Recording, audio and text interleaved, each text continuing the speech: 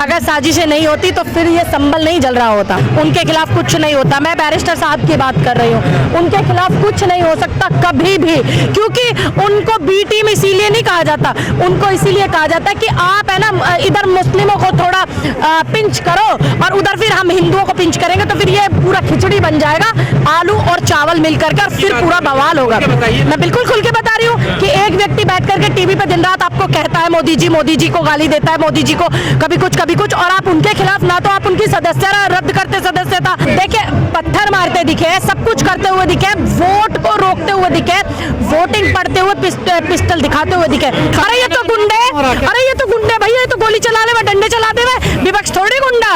देखिए कानून हमेशा ऐसा नहीं है कि कोई चीज कंटिन्यू रही है। अगर कोई चीज है, किसी की वजह से कोई व्यवस्था अगर खराब हुई है या कोई व्यवस्था उसकी वजह से ठीक हो रही है, तो उसको मानने में कोई दिक्कत नहीं होनी चाहिए। क्या इसके पीछे कोई बड़ी साजिश लगती है आपको? देखिए अगर साजिशें नहीं होती तो आलम मणिपुर का जो आपने देखा वो देखने को ना मिलता, अगर साजिशें नहीं होती तो लखीमपुर का नहीं देखने को मिलता, साजिशें नहीं होती बहराइच का आपको देखने को नहीं मिलता, अगर साजिशें नहीं होती तो फिर ये संभल नहीं जल रहा होता। तो मेरा वहाँ के लोगों से निवेदन है, ये भारत आपका देश है, मैं बार बार बोलती आई हूँ तमाम मंचों पे, तमाम वीडियो में कि भारत एक गुलदस्ता है और इसमें बहुत रंग बिरंगे प्यारे प्यारे फूल हैं, आप इनको संजो करके रखिए। तो क्या हम उम्मीद करें कि आप देखिए मेरे भाई हैं, उनसे मैं इसी विषय में बात कर रही थी कि मैंने कहा मैं संभल जाना चाहती हूँ, तो उन्होंने बोला कि बहन बिल्कुल मत आना, तो मैं ही नहीं समझ पा रही कि वो क्यों मना कर रहे हैं। लेकिन अगर मेरे वहाँ जाने से कोई शांति की ऐसी नज़र किरण दिखती है तो मैं ज़रूर जाऊँगी। अगर मेरे वहाँ जाने पर प्रशासन मुझे रोकता है तो वो बाद का विषय, हम उसको भी देखेंगे। लेकिन जहाँ हम कर सकते हैं शांति, हमारी वजह से कहीं अमन भाईचारा प्रेम मोहब्बत अगर हो सकती तो हमें जाना चाहिए। तो आपने सोचा? जी हाँ, अभी हम लोग इसी विषय में 2 दिन पहले डिस्कस कर रहे थे संभल जाना, लेकिन कुछ जो मेरे अपने संभल के लोग हैं उन्होंने, कुछ लोगों ने मना कर दिया है, कुछ मेरे अपने बुलंदशहर के लोग हैं उन्होंने पता नहीं किस कारण वश मना किया है, मुझे मैं नहीं जानती इस कारण को, लेकिन कहीं जाने से अच्छा रहेगा तो अच्छा है, जाना चाहिए। मैडम मंदिर मस्जिद का ही क्यों मुद्दा? देखिए भारतीय जनता पार्टी के पास मुद्दे ही नहीं है, और कुछ लोग मैं आपको बता दूं मुस्लिम समुदाय में जो नेता है, जैसे एक व्यक्ति है आपको पता होगा, अगर वो कुछ भी गरियाए मोदी जी को, उनके खिलाफ कुछ नहीं होता। मैं बैरिस्टर साहब की बात कर रही हूँ, उनके खिलाफ कुछ नहीं हो सकता कभी भी, क्योंकि उनको बी टीम इसीलिए नहीं कहा जाता, उनको इसीलिए कहा जाता है कि आप है ना इधर मुस्लिमों को थोड़ा पिंच करो और उधर फिर हम हिंदुओं को पिंच करेंगे, तो फिर ये पूरा खिचड़ी बन जाएगा, आलू और चावल मिलकर के, फिर पूरा बवाल होगा। मैं बिल्कुल खुल के बता रही हूँ कि एक व्यक्ति बैठ करके टीवी पे दिन रात आपको कहता है मोदी जी को गाली देता है, मोदी जी को कभी कुछ, और आप उनके खिलाफ ना तो आप उनकी सदस्यता रद्द करते, सदस्यता ना ही आप उनके खिलाफ कोई एक्शन करते हो।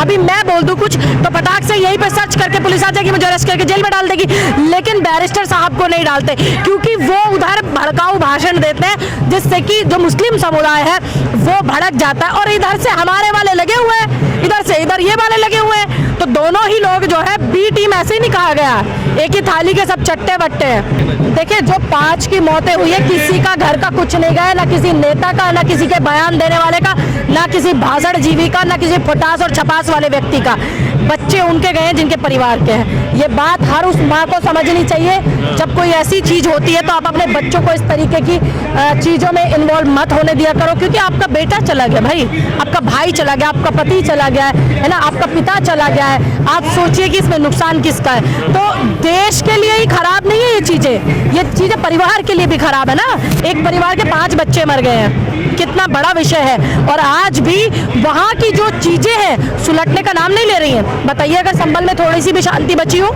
या संभल शांति की तरफ चल रहा हो, बिल्कुल भी नहीं है। कहा जा रहा है कि 17,000 मस्जिदों की लिस्ट बना रखी है इन लोगों ने। देखिए जो लिस्ट बनी है, हर चीज के लिए कोर्ट है, मंदिरों के लिए कोर्ट है, मस्जिदों के लिए कोर्ट है, सभी चीज के लिए कोर्ट है, सबका अपना अपना राइट है कि आप कोर्ट में जा सकते हैं, कोर्ट की व्यवस्था में जा करके आप वहाँ पे बात कर सकते हैं, अपनी बात रख सकते हैं, और जो कोर्ट निर्णय लेगा वो कोर्ट का निर्णय सभी को मानना होगा, क्योंकि चाहे कोई भी व्यक्ति हो, कोर्ट सबसे सरपरी माना जाता है। तो कोर्ट के ही तो रास्ते पे गए थे ना वो लोग। देखिए अगर कोर्ट के रास्ते पे गए हैं तो कोर्ट ने थोड़ी कहा होगा कि आप लड़ाई करो, झगड़ा करो, पत्थर मारो, दंगे करो, ये थोड़ी कोर्ट ने कहा है। कोर्ट ने कहा है कि ये विषय है, ये मामला है, इसको इस तरीके से निपटाइए। तो मुसलमान क्या करें अब बताइए।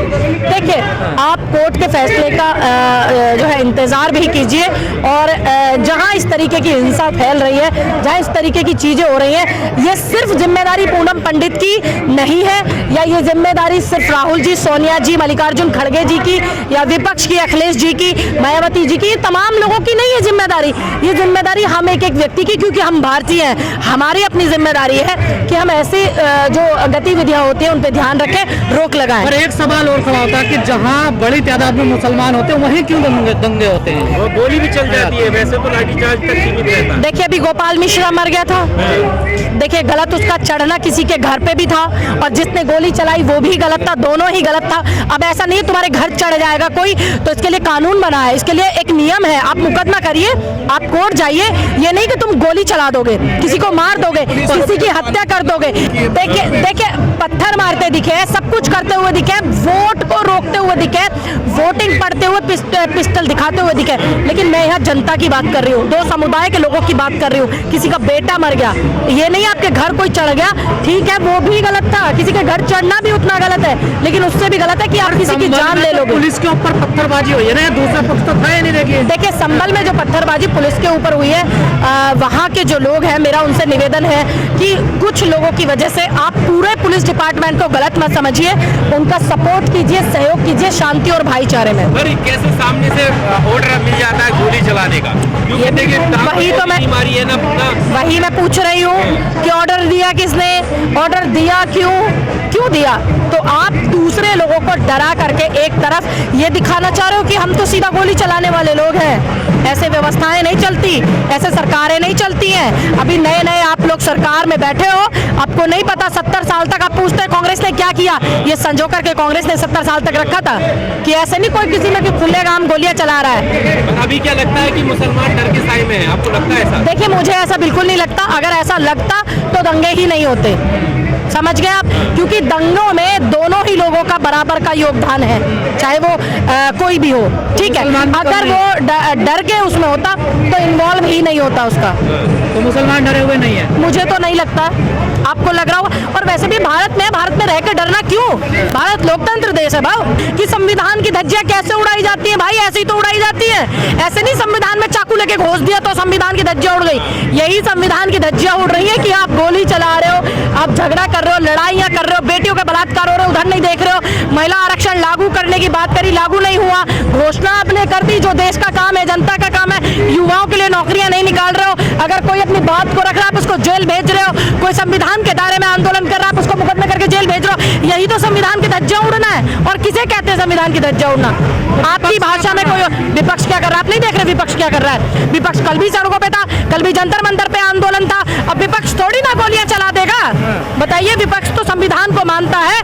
संविधान को लागू कराने में पंडित नेहरू का, अंबेडकर जी का और तमाम इंदिरा जी का, जाने कितने कितने लोगों का हाथ था। सुभाष, नेहरू, गांधी, पटेल और भी नाम है खास। इन लोगों का धरोहर है संविधान। सरकार बेलगाम हो रही है तो विपक्ष का काम है ना। देखिए, विपक्ष का काम डंडा लेके मारना नहीं है ना। विपक्ष बात को कह सकता है। कल भी विपक्ष सड़कों पे था। कल जो प्रोग्राम हो रहा था, यूथ कांग्रेस ने पूरे संसद को घेराव किया। और आज भी SC, ST, OBC डिपार्टमेंट की तरफ से आज भी देश के मुद्दे उठाए जा रहे हैं। संविधान दिवस के दिन भी देश के मुद्दे उठाए जा रहे हैं। और क्या विपक्ष लठे लेकर निकले भैया?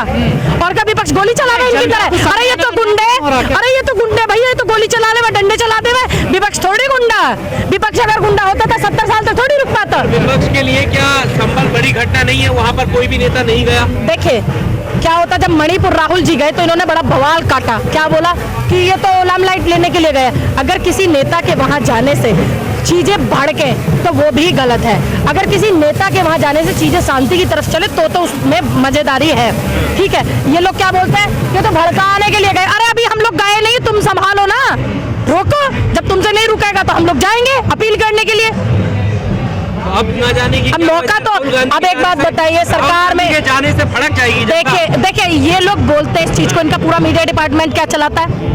अब एक बात बताइए, सरकार इतनी नाकामयाब है, सरकार इतनी नाकामयाब है कि विपक्ष के नेताओं का इंतजार कर रही है शांति कराने के लिए। अपने बस की कुछ नहीं है तो बोल देना साहब हमारे बस की कुछ नहीं है, ये हम इस्तीफा दे रहे हैं, लेके बैठ जाओ। कैसे नहीं है, योगी कह रहे हैं कहीं भी दंगा नहीं हो रहा है, कुछ भी अच्छा, तो फिर ये बहराइच का मामला क्या था और हाथरस का मामला क्या था जो बेटी का रात के अंधेरे में बलात्कार हुआ, 2 बजे जला दिया गया, और लखीमपुर खीरी का मामला क्या था, किसानों के ऊपर ट्रैक्टर चलाया वो क्या था, पत्रकारों को बंद किया, अरुण वाल्मीकि आगरा में जिसकी मौत हो गई कस्टडी में, क्या था वो, क्या था बताइए।